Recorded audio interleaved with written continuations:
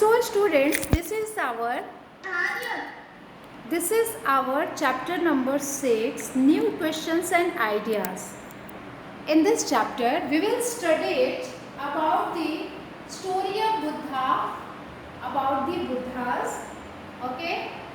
And Buddhas के बाद हम उपनिषद को जानेंगे।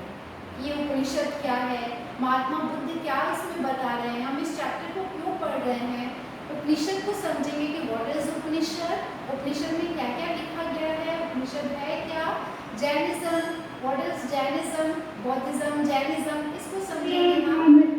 और फिर संघास, मोनास्ट्रीज, ये सारी चीज़ें हम इस चैप्टर में पढ़ेंगे। So class, let's start the chapter. And the first topic is this is our Buddha. Clear? The story of the Buddha. अब यहाँ पे क्या होता है, सबसे पहले हमने आपको कल की क्लास में बताया था कि जो ये बुद्धा है वो बुद्ध कौन थे, इनके बचपन का नाम सिद्धार्थ था और ये 2500 ईयर्स अगो की कहानी है, 2500 ईयर्स पहले की, कि आज जो हमारा बौद्धिज्म रिलीजन है, जैसे कि Hinduism, Islam, Sikhism, Christianity, बौद्धिज्म, Jainism, India is a country of diverse, है ना, डाइवर्स रिलीजन्स आर हियर।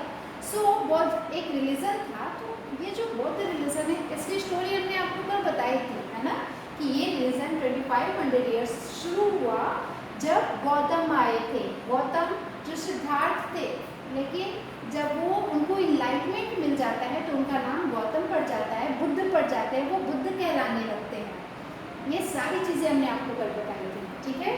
तो यहाँ पे क्या होता है कि जब गौतम जो 2500 ईयर्स अगो जो बौद्ध रिलीजन के, बौद्धिज्म के फाउंडर थे, इस रिलीजन को स्टार्ट करने वाले थे, तो जब उनका बर्थ हुआ था तो उस समय बहुत सारी चेंजेस हो रही थी। क्या क्या चेंजेस आ रहे थे कि कुछ महाजन पद जो थे वो बहुत ज़्यादा ग्रो कर रहे थे, बहुत पावरफुल हो रहे थे।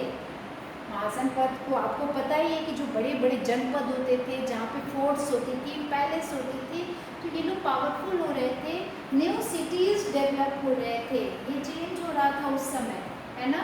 गाँव में भी चेंज आ रहा था और one of the most important thing की मैनी थिंकर्स वेयर ट्राइंग।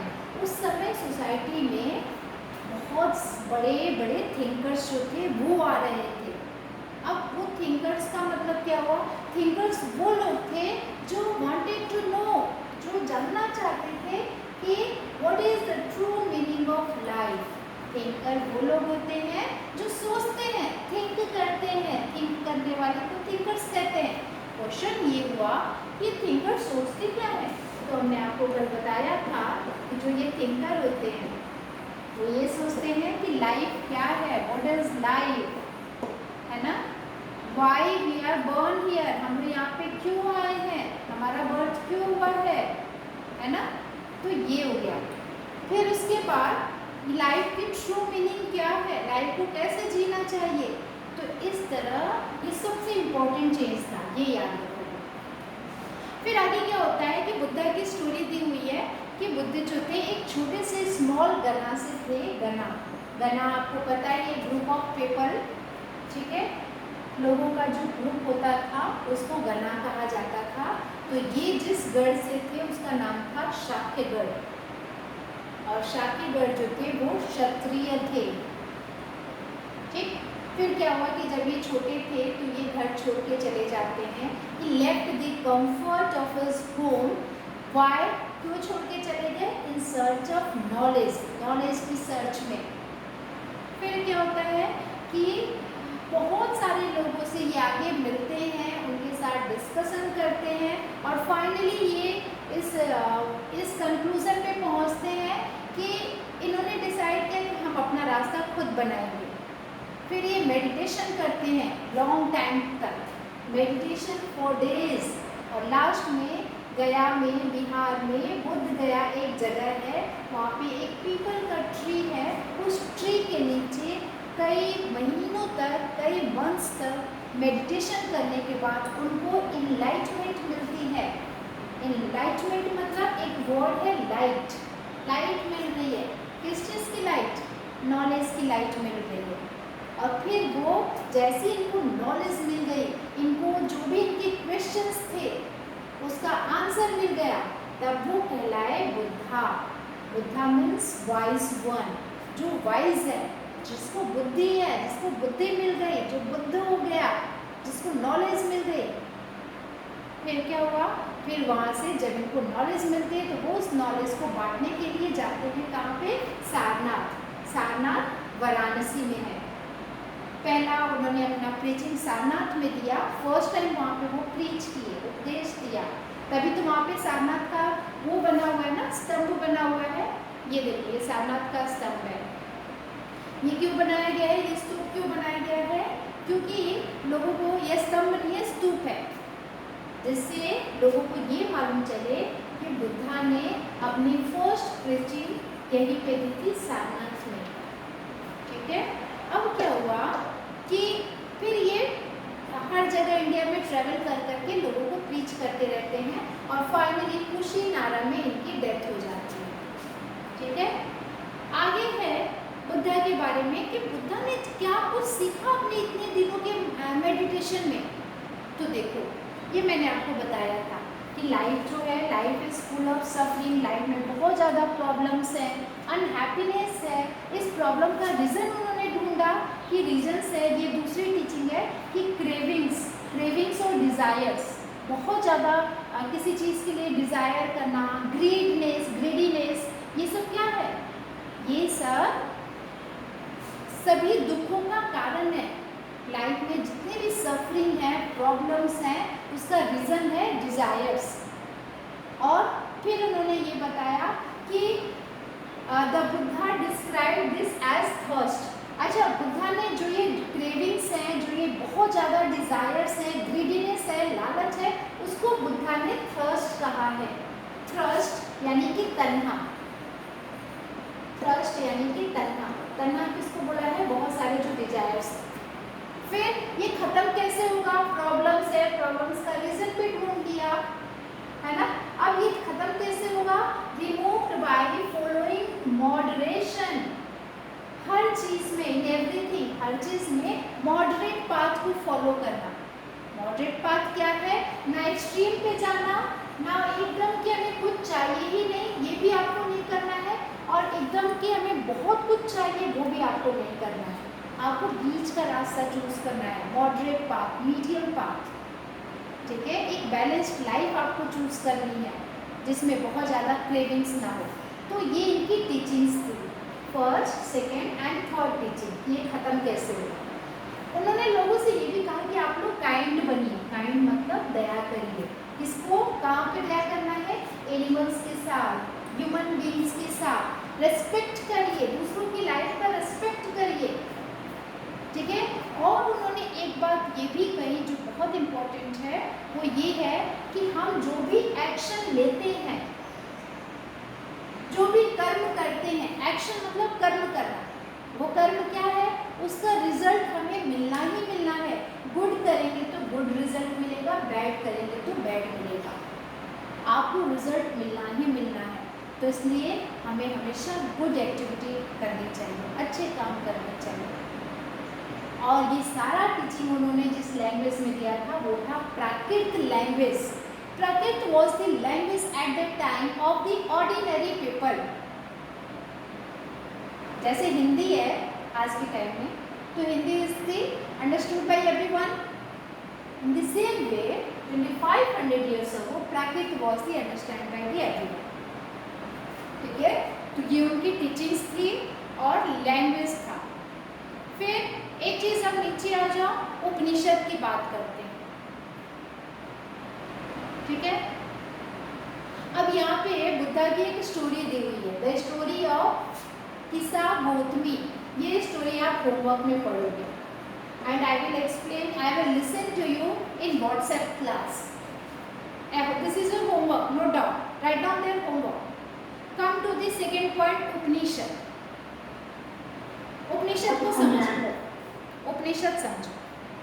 देखो, उपनिषद का एक नाम है, उसको कहा गया लेटर वैदिक टेक्स्ट। ये जहाँ मैं मार्क कर रही हूँ आप भी मार्क कर लो। लेटर वैदिक टेस्ट। उपनिषद को अगर हम देखें तो इसका लिटरली मीनिंग होता है अप्रोचिंग एंड सिटिंग नियर, किसी के पास जाके बैठना, इसको उपनिषद कहते हैं। पर क्वेश्चन ये कि इसका मतलब हमें समझ में नहीं आया, चलो फिर से समझते हैं। अब बुद्धा जो कुछ भी टीचिंग कर रहे थे तो वहाँ पे क्या हुआ, दूसरे जो थिंकर्स थे उन लोग के भी माइंड में बहुत सारे क्वेश्चंस आते थे, ठीक है, और बहुत सारे क्वेश्चंस आते थे। तो वो लोग क्या करते थे, अपने जो टीचर्स होते थे या जो बहुत ज़्यादा नॉलेजेबल पर्सन होता था वहाँ पे जाके वो वहाँ पे उनके पास जाके बैठते थे और वो उनको सिखाते थे। जो भी इनकी क्वेश्चंस होते थे, डिफिकल्ट क्वेश्चंस, उसका वो थिंकर्स लोग आंसर देते थे। तो Upanishad is a book everyone just mute your mic.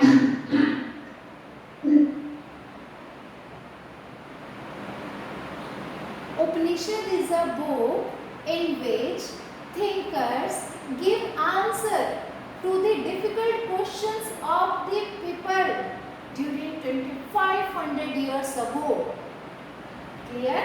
अब यहाँ पे क्या हुआ कि लोगों के डिफिकल्ट क्वेश्चंस थे क्या, वो यही जानना चाहते थे कि ये जो लाइफ है, थिंकर्स, आपको एकदम क्लियर हो जाना चाहिए थिंकर होता क्या है, थिंकर लोग कौन होते हैं। मैंने आपको कल भी बताया, आज भी बताया।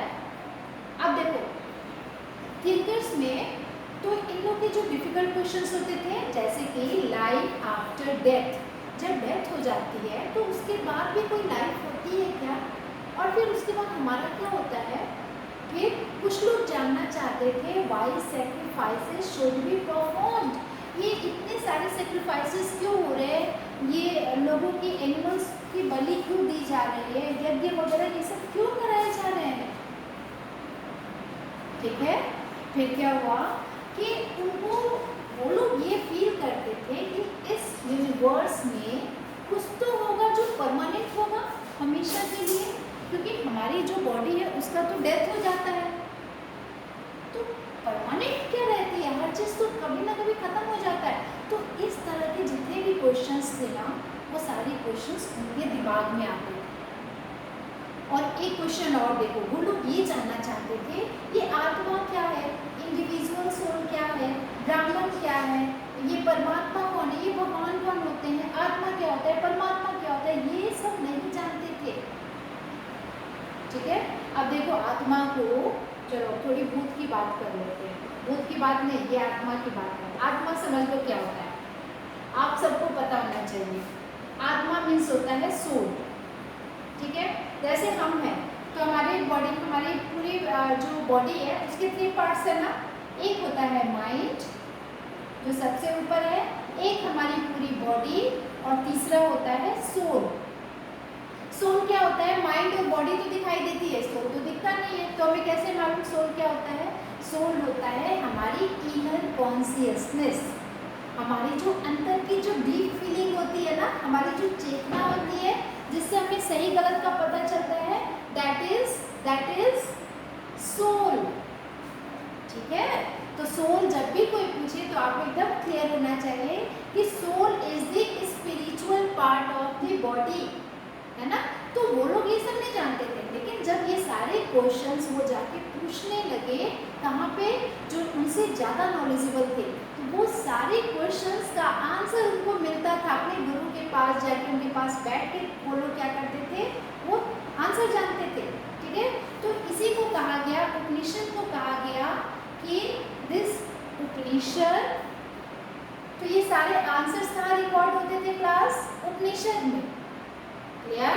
उपनिषद was the part of the later Vedic text and उपनिषद का लिटरली मीनिंग होना कि अप्रोचिंग, पहुंचना, और कहाँ पहुंचना, सिटिंग नियर, अपने से ज़्यादा जो नॉलेजेबल पर्सन है उनके बीच जाके बैठना, यानी कि conversation between teachers and students around 2500 years ago, this is known as उपनिषद। और इसमें क्या होता था, जो भी इन लोग की कन्वर्सेशन होती थी फॉर्म में होती थी। क्लियर? तो ये है हमारा उपनिषद। अब क्वेश्चन ये है कि इन सारे उपनिषदों में कौन कौन से लोग होते थे, उपनिषदिक थिंकर्स कौन कौन होते थे? तो बहुत सारे मेन होते थे। मेन यानी कि ब्राह्मण्स, राजा, ये लोग होते थे, थिंकर्स होते थे। राजा भी थिंकर होता था। अच्छा, पता है कुछ वुमेन थिंकर्स भी होती थी। अब वुमेन थिंकर्स का एक example Gargi.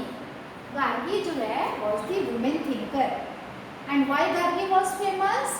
Famous for her learning and participated for debates. वो डिबेट में पार्टिसिपेट करती थी, रॉयल कोर्ट्स में, राजा के दरबार में जाके गार्गी पार्टिसिपेट करती थी। तो गार्गी क्या थी? Gargi was the Upanishadic thinker. फिर क्या हुआ कि एक और एग्जाम्पल है, हालांकि ठीक है।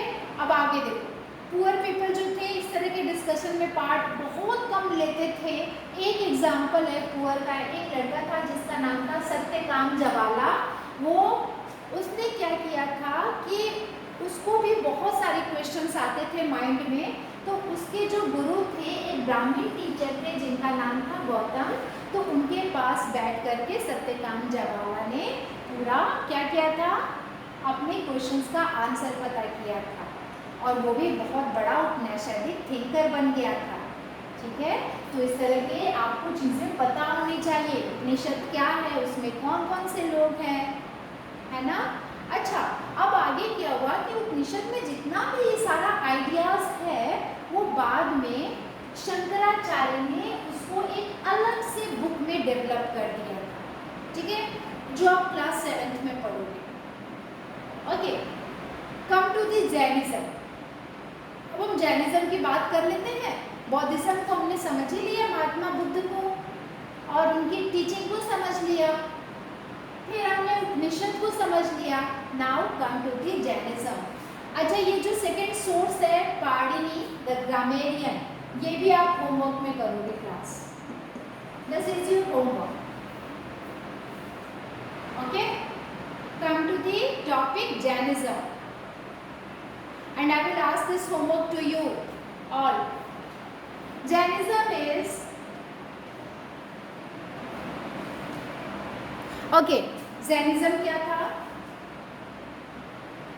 The last and 24th तीर्थंकर of the Jainas. अब एक नया वर्ड आया, तीर्थंकर।